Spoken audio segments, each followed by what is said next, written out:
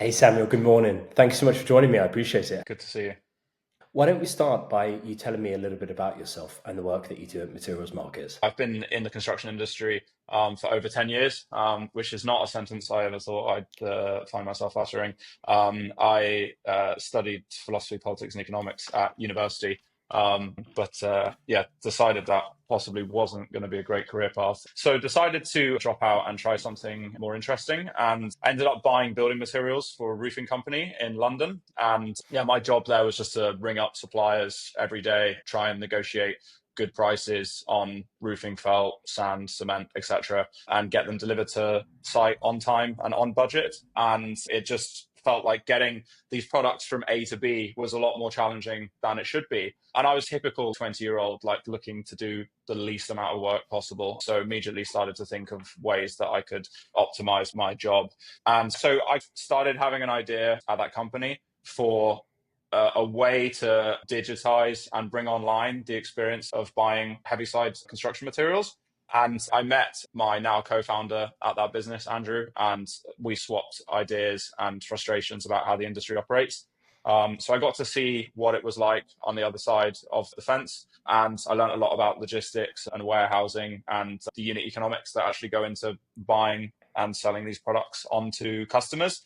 And the building materials construction industry is really interesting because it really comes down to the nature of the products themselves. Because these products are heavy and bulky, they can't be distributed in the way that consumer products can, like ones you would buy on Amazon or eBay, for instance. They don't travel well. And what that leads to is heavily localized supply networks and also quite highly fragmented supply chains. So that's where the frustrations and ideas for what eventually became Materials Market came from, which is fundamentally a marketplace for heavy side building materials. We have an online website, we have a massive network of suppliers across the country, and we have a customer base of thousands of customers a month buying from us. And essentially, we give those customers and suppliers a more efficient, dynamic environment in which to trade. Over 4 years now with some venture capital backing as well. So it's been a hell of a ride since those early beginnings. Brilliant. But yeah, good fun nonetheless. Brilliant. You spoke a little bit there about the root of the Sure. problem as you see it within the building material space around that like point around localization of fragmentation. Hmm. Let's dive into Hmm. that because we often hear the sort of construction industry referred to as fragmented Hmm. and everything. Hmm. But that localization point, I don't think maybe is spoken about as Sure. much. What do those sort of two elements of the industry look like, and why is it such a problem? Yeah, no, it's a really good point. And so there's two things that really create this compounding problem. And it's one is the localization and the second is the fragmentation. So to touch on the localization first, if you're, if you buy like I was going to say PlayStation 2, that was from like 20 years ago, but that's, yeah, my closest reference point to popular culture. Anyway, proving my age there. So anyway, if you buy a PlayStation 2 from Amazon, it can be packaged up very nicely into cardboard packaging and shipped along with 150 to 300 other consignments in a van, which can do all of those deliveries in a single day. And obviously, those items, even like a book that's only £12, even though it's small, it's still relatively high value in comparison to the space that it takes up on that van. And so the unit economics for those deliveries are quite good. And that means that those vans and delivery vehicles can travel very far from their distribution centers to make the deliveries. And that's not the same in building materials due to the physical nature of the products. And when I say physical nature, I'm referring both to the bulk and weight of those products. So if you take something like sharp sand, it's typically delivered in an 850 kilo bag. And you can only get about six of those on the back of a small flatbed that a builder's merchant would typically do those deliveries on. Six of those bags is around £50. And let's say a builder's merchant is making 20% margin. So they're making £10 a bag, and 60 quid per vehicle. When you consider that those bags have to be warehoused at the supply location, they then have to be loaded onto the vehicle, delivered to the customer, and then that vehicle has to return back to the depot because that's the only delivery it's been able to do.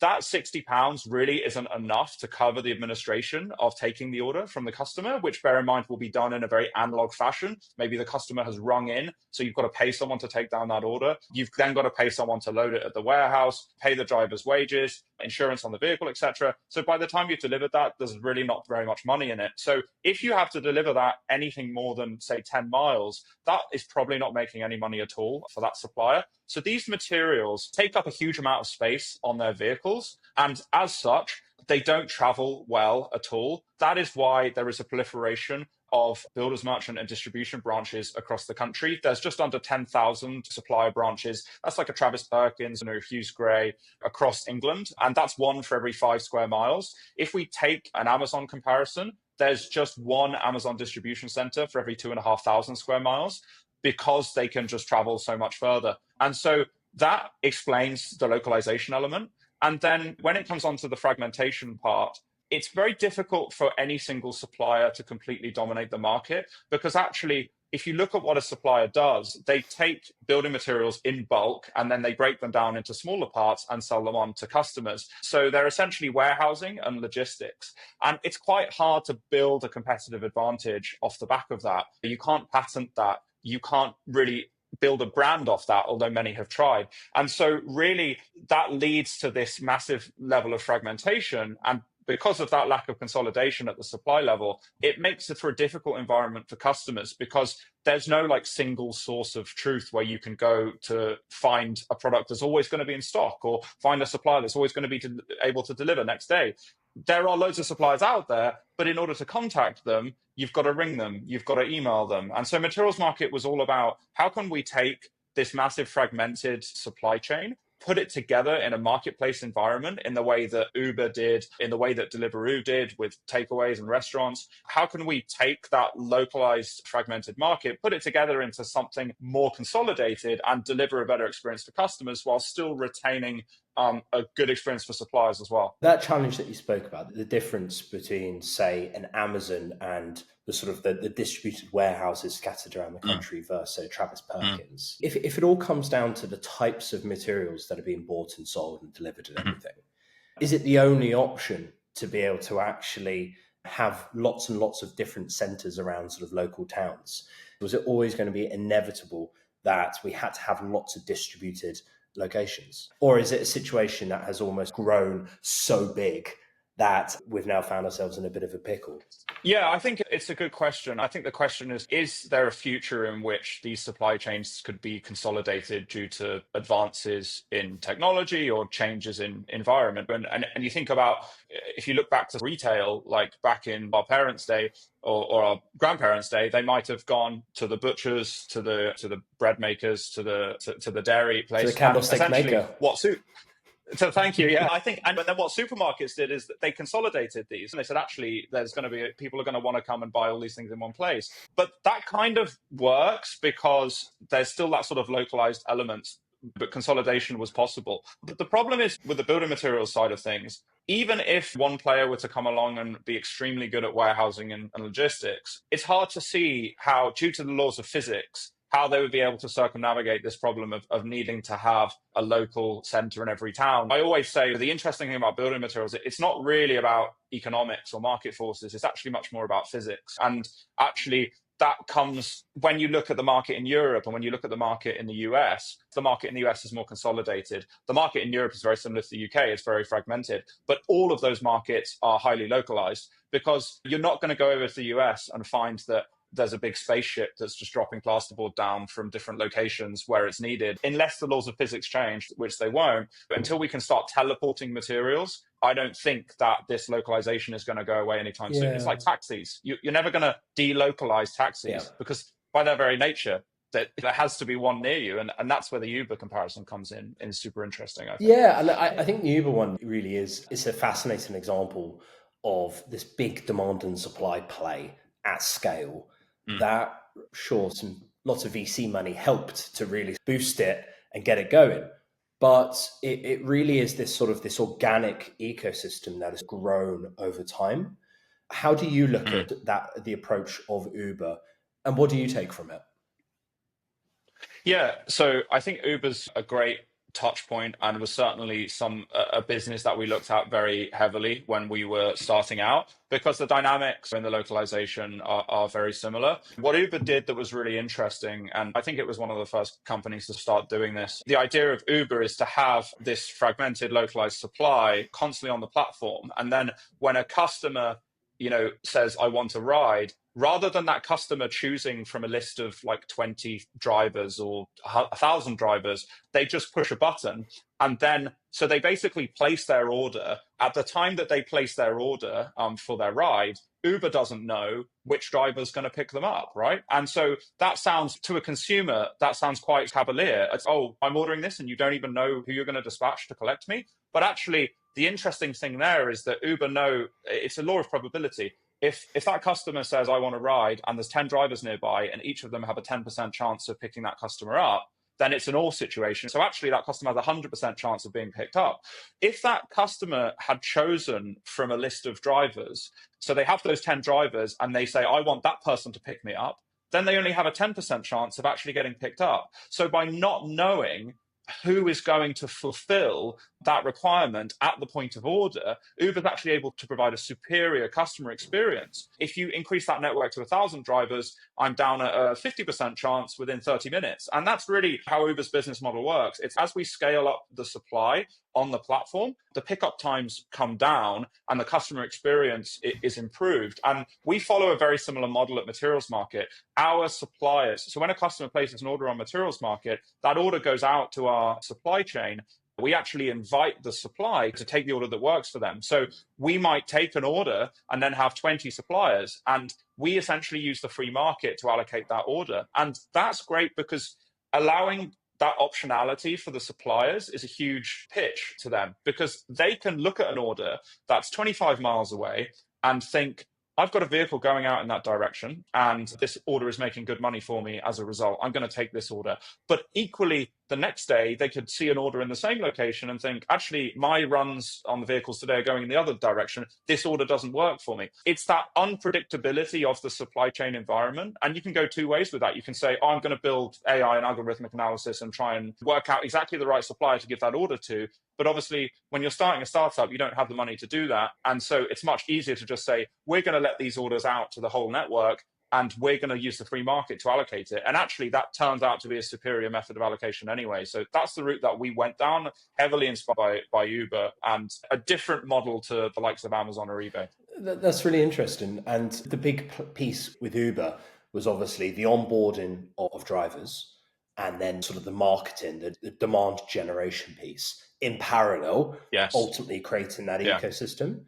Are you creating almost like the sort of the catalog of supply items, and then also then that demand generation and trying to encourage people to put their requests in on your platform? What does that approach look like? So yeah, it's a really good question. It's what they call in marketplaces the chicken and egg problem, which is you can't get the demand on board until you've got the supply, and you can't get the supply on board until you've got the demand, which is why marketplace businesses are so difficult to start. Uber famously, you referenced how much VC capital they I think it was in excess of $5 billion. I think it was way more than that, actually. I think they turned a profit in Q1 of 2024, which obviously took quite a long time. And I don't actually think a business at the scale of Uber would be possible in the new sort of post-COVID fundraising environment. That's a whole nother podcast. But just coming back to that chicken and egg problem, yeah, I think Uber had this problem because essentially a rider, they never knew when a rider was going to request a ride. And so they always had to have the supply there when the rider requested the ride. And obviously, to start with, they had no riders. So they had to get the supply first. And the only way to get the supply, because obviously if a guy is driving around on Uber, he can't be also like running his own taxi service at the same time, because he needs to be able to drop that and pick up the Uber customer. So what they did was they paid the Uber drivers in new cities when they were starting out £50 an hour just to drive around and do nothing, essentially, waiting for rides. That was partly why it was so expensive for them and why they burnt through so much VC capital, because they essentially had to fake and subsidize the supply side in order to have something there when the demand landed. We had a slightly less difficult time of it because we could advertise products that we knew were going to be in stock with our supply chain, even if we didn't have the supply chain on the platform at that point. If a customer placed an order in an area like Portsmouth where we weren't present in the early days, we could still drop ship that order to the customer from what we call an off-platform supplier, and then invite that supplier onto the platform afterwards. Because our suppliers can do their own business and materials market at the same time, we could just get the supply on board, leave it there dormant, and then activate it when the demand came on. But we do have a more difficult problem than Uber in another sense, because in Uber, they're only selling one product, and that's the ability to get from A to B. Yes, it might be in a black sedan versus a Prius, but essentially there's 2 or 3 products, and that's the ability to get from A to B as the fundamental product. Whereas materials market is essentially trying to do that model, but over a category of, say, 5,000 products. The difficulty of allocating that order compounds, because not only do they have to have product A in stock, they've also got to have product B in stock. And so you multiply the probabilities together. So a 10-line order is like 100 times more hard to allocate than a 1-line order. So there are some subtleties in the differences, but yeah, we had an easier start, but possibly at scale, it's a slightly more challenging problem, which I just find really interesting. It is. It is. It's such a fascinating play in such a fascinating marketplace. And I was wondering whether you spoke around the scale of different items and how difficult it is and how it compounds. I was trying to just think in my head around how much these products vary, or at least, is there like an 80-20 element to it in like the majority of customers that go there, that sort of go on your website Monday morning, order really quite a limited number of items? Is the demand concentrated in a small number, or is it really quite scattered? Yeah, the former. And that's what makes a business model like this possible, is that construction methods haven't changed so much in the last sort of 30, 40 years that the products are constant, that people used to build houses are constantly changing. The construction industry, there's a few sort of basic rules that you can assume in the construction industry. Any sheet of anything is going to be 8 foot long and 4 foot wide. That's like a fundamental rule. And then if not, they're going to be 4 foot by 2 foot, etc. There's a lot of standardization amongst building materials. And so the customers are generally buying the same materials again and again. And those are the commodities and those are the products that we tend to focus on, because again, we need that predictability of supply. If we start selling a product that, say, one supplier has in stock, and that product makes its way onto an order for general products, that order then becomes extremely difficult to allocate. And because it's difficult to allocate, there's limited competition that we can generate around that order, and that affects the competitiveness of the price that we can do for that order as well. The product ranging is a really interesting question. It's an art rather than a science, really. You have to provide enough products to make sure that customers can order everything they need to construct the building envelope. But at the same time, if you go mad and go sort of Amazon or eBay style, then it can start to affect your ability to deliver that slick, fast, low price service. So the ranging is interesting, and we don't get it right all the time. It's something that we're always working on. But yeah, certainly the predictability of what customers are going to be buying allows this. In the consumer product world, this kind of model wouldn't work. Yeah, and I guess the Amazon is the big example that you mentioned there alongside Uber previously. And you spoke also about really trying to almost enable this free market economics of demand and supply. If you look at Amazon, obviously they have their Amazon own brand products, which are probably a significant proportion of the entirety of Amazon. But then they also then have that sort of almost like free market type approach. I'm really interested in the idea of intervention. You spoke around enabling the right level of competition. How do you think about that point around the right level of intervention and the right level of joining the dots, whilst also not being too involved to enable that free market? Yeah, it's a good question. And I think it comes down to, when you look at Amazon, their supply chain on their marketplace it's before the order point. So you go back to the sort of PlayStation 2 example, you go on your PlayStation 2 and you scroll down, you see a list of sellers. And there's 10 sellers that you can choose to order from.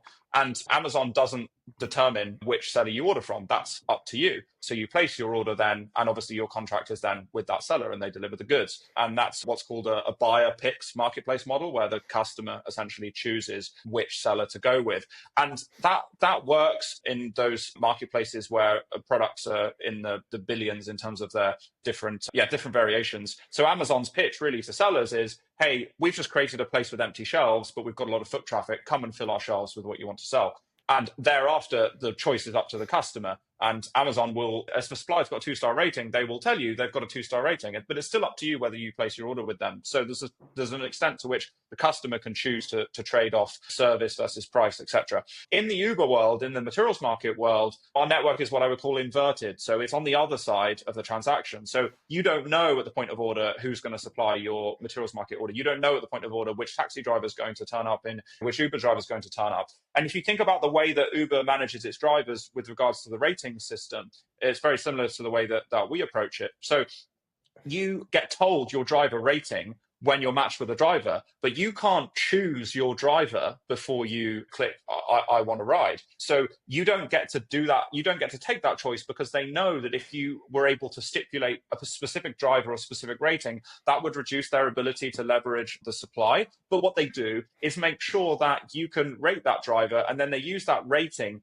to then curate the competition and the service level that they give you after you hitting that button. And that's how Materials Market approaches it. We have service levels that our suppliers execute. And if suppliers are, performing, if we have a particular supplier that's performing really badly, then we can take steps to essentially remove them from the platform if necessary, or certainly restrict their capacity to take orders on the platform. So again, it's a fine line between, you always want to get that customer's order allocated, but you also want to get it allocated with the supplier that's going to deliver the best service level. Yeah, it's a fine line. And yeah, controlled marketplaces have it more difficult in some ways, because they have to try and represent the interests of the customer themselves rather than letting the customers make those decisions themselves. Yeah, and I was thinking about the scale of customers within the construction space. We've, over the course of this conversation, maybe orientated more around smaller, say, like house builders, for example, or like independents.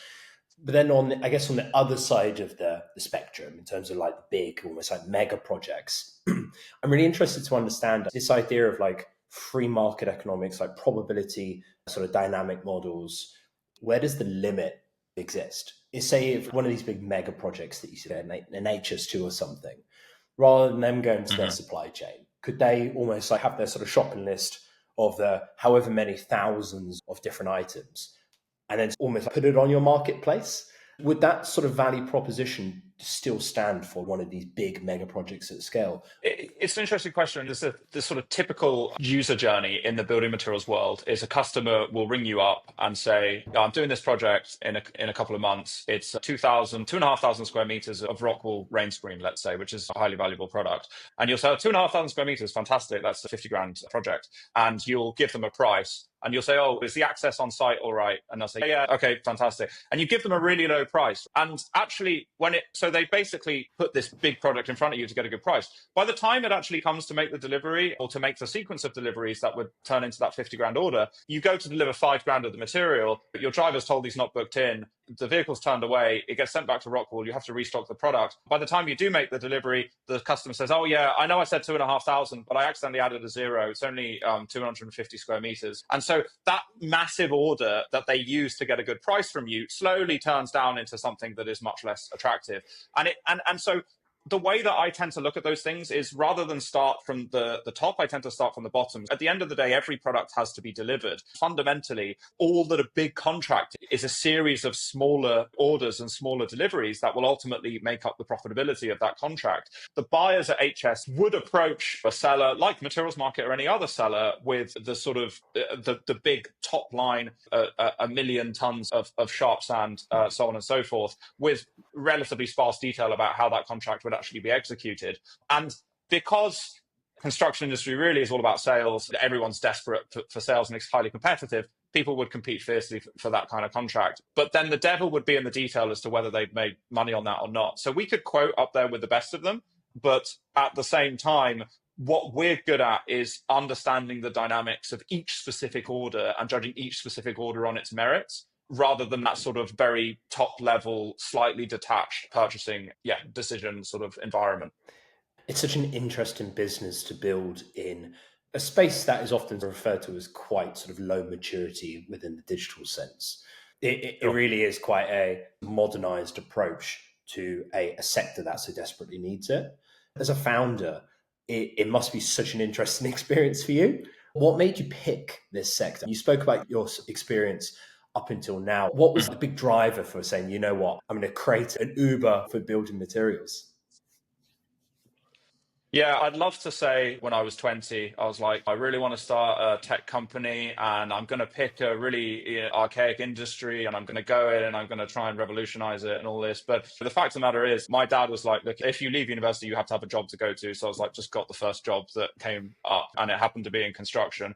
When I got into construction, which I'd never seen myself working in, I was like, this is just crazy. This is a crazy industry. It's a crazy market. And I have a bit of a love-hate relationship with it because I love the physicality of the products and that challenge of moving something from A to B, but it's also very frustrating because it's just, this shouldn't be this difficult. So I think it was just being dogged by that problem from really early on, constantly being a persistent optimist and thinking there's got to be a better way to do this. And listen, I'm still very much on that journey, but you meet a lot of people in tech and startups, and there's so many great people that I've met in this, but there's also a lot of kind of like pretenders out there. And there's a lot of people that they want to be an entrepreneur more than they want to actually solve a real problem. And you can usually tell the difference pretty quickly. I never set out to be a business owner or an entrepreneur. I didn't really know what I was doing, to be honest, but I just fell into it. But I think that when it comes from an organic place like that, you get people that probably stick it out longer because it came from an organic problem that they had rather than something they just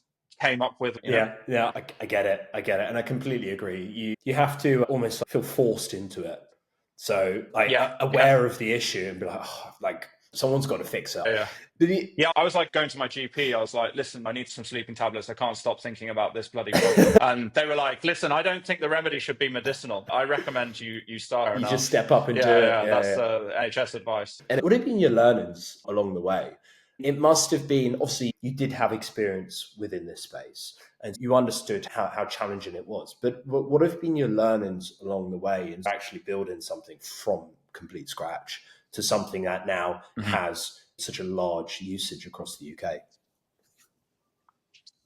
Yeah, I think obviously the building materials side was where I had the most experience. So a lot of my learning has been on the tech side, fundraising, starting a business and managing people and galvanizing people to follow you down this crazy path. But I think certainly from the startup point of view, you need to find something that is a really serious problem, ideally. And you need to, when you're starting out, you should try and limit your solution to that problem to as the smallest use cases possible, especially in marketplaces. They talk about artificially constraining a marketplace. For instance, when we started, we just started focusing on insulation and plasterboard products in and around London because we knew that if we could build up supply in that particular product vertical in that particular geography and create hyper value for customers, that would be something that we could replicate. I think a lot of people, it's a difficult one because I always feel that like founders and VCs and tech, like they always talk in dichotomies really. So you have to try a bunch of stuff, but you have to not try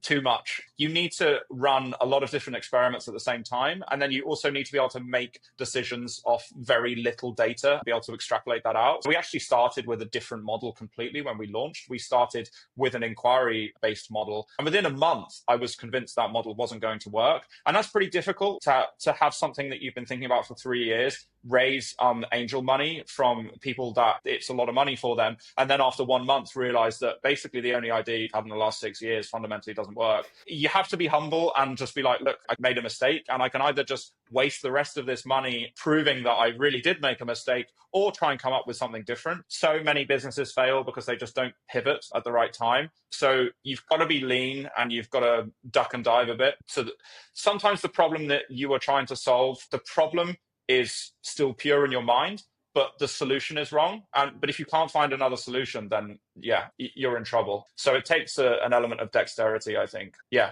it's all fun. The vertical that you've chosen is one that is only going to become more and more important. Do you see the interest from like industry outsiders, say like generalist VCs, coming towards the sector? Do you see that sort of increase in interest and demand? Yeah, definitely. It's funny with the VCs side of things because there's such an appetite from the venture capital side of things to get into construction and building materials because they know how big a market it is. Building materials in the UK is about 40 billion, it's over a trillion worldwide. So they love the market size element. But then sometimes trying to explain how different this is from other marketplaces that they'll be used to. So many of the big marketplaces, obviously I've mentioned like eBay and Amazon, but you think about Etsy and other Vinted, other like smaller marketplaces, they still operate with products that can be shipped in the listings model way. So those reference points just are irrelevant when it comes to building materials with regards to the allocation model. And trying to get that across, I think, is a challenge. And so there's definitely a huge appetite to get into the sector. The technology, the incumbent the infrastructure amongst the supply chain and the customer base from a technological standpoint is quite limited. A lot of suppliers, yes, they obviously track their stock on systems. I've seen some that track it on pen and paper, and a lot of the vehicles aren't tracked either. Like we think about Amazon, you get a text saying when your delivery is going to be there, but they can only send that text because of the tracker on the vehicle. So with materials market, it doesn't matter how much technology we build from a software point of view. If the supplier doesn't track their vehicle, we can't send that text to the customer. The infrastructure just doesn't exist. It'd be like trying to start Amazon before the railways existed or before the internet existed. You just wouldn't be able to do it. And there have to be advances in infrastructure. And unfortunately, unless someone wants to give us a couple of billion, like we are not going to be able to solve those at the same time as trying to solve this problem as well. So I think a lot more money needs to go into it, but at the same time, there needs to then be a lot more money to be able to come out as well. So it's going to be interesting. I do see advancement, but I think given how antiquated it is, the advancement won't be as fast as it possibly could be or should be. Yeah, but I completely agree that there's going to be so much more incredible growth within this sector. And it will be really interesting to watch over time how the development of the sector and the different types of maturity that we need to see from the sector influences the technology, like product strategy of specialist providers like yourself. I think as that infrastructure improves, what we are able to do from a customer and supplier experience point of view will continue to be enhanced. So if we take that example of that trackability of, say, an Amazon vehicle versus a building materials vehicle, it's so ironic that you can see at what time your Domino's pizza is going to arrive, which is actually, when we think about it, whether that's 20 minutes late or half an hour late, is not actually as impactful as building materials being half an hour late and guys being stood on site. Domino's being 20 minutes late is a bit of a disaster. But anyway, so maybe not a good reference point, right? But my point is that the commercial impact of those, it's the wrong way round. Absolutely. All the things that you can track are irrelevant really to your experience, especially on Amazon. If it arrives at 8 a.m. or 4 p.m., what's the difference? You're getting home at the end of the day and it's going to be there, right? Whereas 8 a.m. between and 4 p.m. in the construction world could be a grand of lost wages, for guys stood around on site. So it's the wrong way round, really. And I think, the pace at which that infrastructure improves, it's weird because there's such a high demand and there's such a high use case for that sort of technology. So that's why I hope that pace will pick up a bit. But yeah, we can only go so fast, really, I think. Hey, this has been so interesting. And Samuel, I really appreciate you joining me today. It's everything that we do is dependent on the ability for our sort of physical environment to support us, which is made up of a whole lot of building materials. And looking at the sort of the learnings from your Ubers and Amazon and bringing it into our sector, which is a little bit further behind, is exactly what people need to be doing. So it's just such an interesting challenge that you're focusing on, and I appreciate your time. No problem, Jack. Thank you.